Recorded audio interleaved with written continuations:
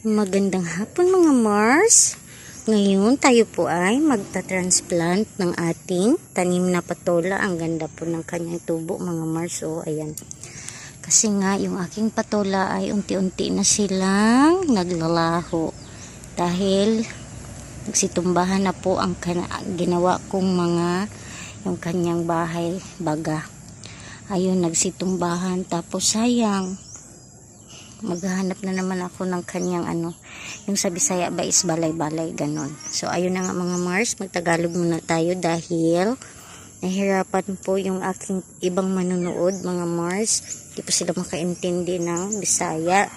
Nagno-nosebleed po sila, kaya po ay tayo magtatagalog ngayon dahil ang mga Bisaya naman po ay flexible. Marunong po, nakakaintindi po sila ng Tagalog. Mostly naman po sa mga Bisaya ay nakakaintindi ng Tagalog dahil yun naman po talaga ang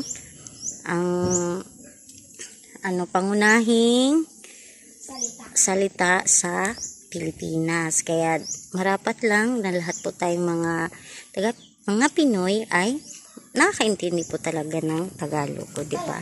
Ayun na nga, tayo na po ay magta-transplant na tayo mga Mars. So ito nga pala ang update sa aking garden dahil ang ilang buwan na pong tag-ulan dito sa amin at ang haba po ng tag-ulan dito. Para po kaming nasa ibang bansa dahil yung klima po dito sa Surigao ay kakaiba po kumpara sa ibang bahagi dito sa Mindanao. So yung ibang bahagi po ng Mindanao ay tag-init, ngayon naman sa amin ay tag-ulan. Aabot pa po ito mga katapusan ng Marso. So umpisa po nung Nobyembre, mga kalagitnaan ng November ay tag-ulan na po dito sa amin hanggang ngayon. So kaya po ang aking garden ay ganito na po ang itsura. Sino naman pong may gustong mag-garden ng maulan at talagang halos po ng aking mga gulay ay nalanta, maliban lang po dito sa sigarilyas at patola. Meron din po akong tinanim na kamote doon banda na bago po sumapit ang tag-ulan ay naitanim ko na. Yung ibang nga po niya, yung ibang tawag dito, yung gumagapang na yung kanyang stem ay medyo nalanta nga.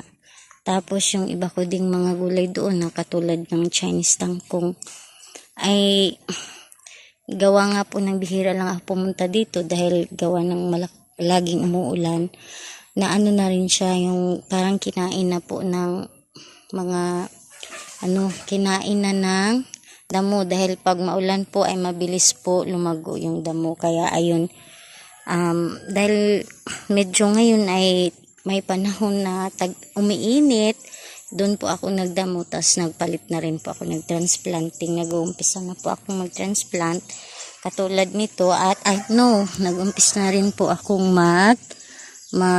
seedlings. Ayun, para ngayon kasi ay nasa February na tayo.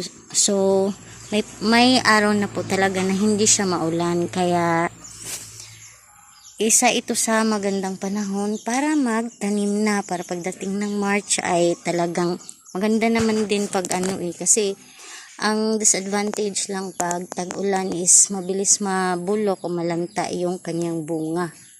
Ganon. Kaya ngayon, katulad ngayon, yung marami pa rin bunga yung aking patola sana. Yun nga lang ay nalalanta siya dahil hindi naman ako nag-i-spray dahil mas gusto ko yung organic.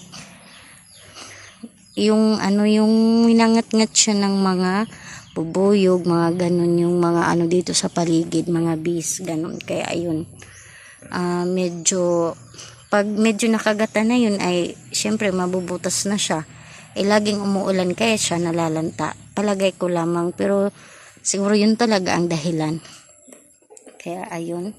Tapos ayun, may mga okra pa rin ako. Doon banda yung aking kamote ay dinoblihan ko yun ng okra. Kaya ngayon, habang itong may ilang puno din akong tinanim dito na medyo ayun, pagulang na sila. May bago naman doon, kaya continue po yung ating gulay kahit pa unti-unti lang mga Mars. hindi talaga tayo nauubusan ng gulay at napakalaking bagay po talaga ng mga Mars. Kaya ugaliin po nating magtanim sa ating mga bakuran. Kung wala naman tayong bakuran, ugaliin natin magtanim dito sa mga paso, kahit ano, basta pwedeng pagtaniman. Pwede mga Mars. Kaya ayun na nga, ang dami kong guda, ang dami kong dakdak. Mag-umpisa na po tayo. Ni Lola na nandito tayo.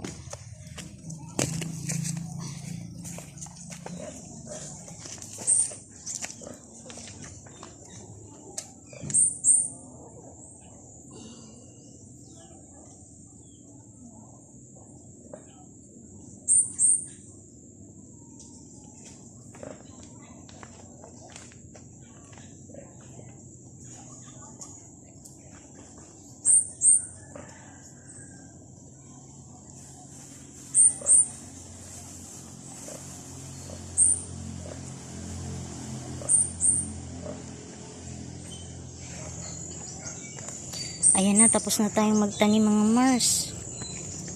Ayan na, nilagyan ko ng ganito, gawa ng ang daming mga manok dito sa paligid.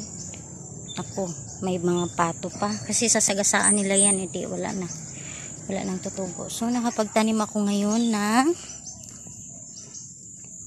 10 patola. 10 patola na tigdalawa sa isang, ganun sa isang tumpok. Tapos, yung pang 10 ay isang piraso lang. So, ayan.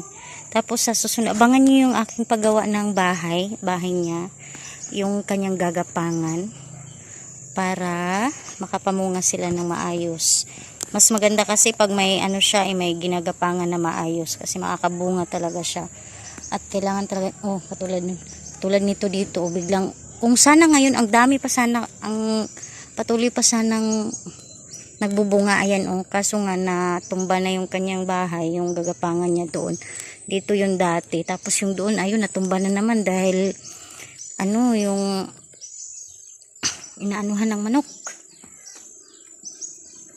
Kaya ayun, pumunta doon sa kabilang bakod ng kapitbahay na yun, kaya doon ang ganda ang dami pang bunga doon. Pero habang tumatagal mga Mars, lumiliit na yung kanya mga bunga, ganun talaga pero at least may bunga pa din.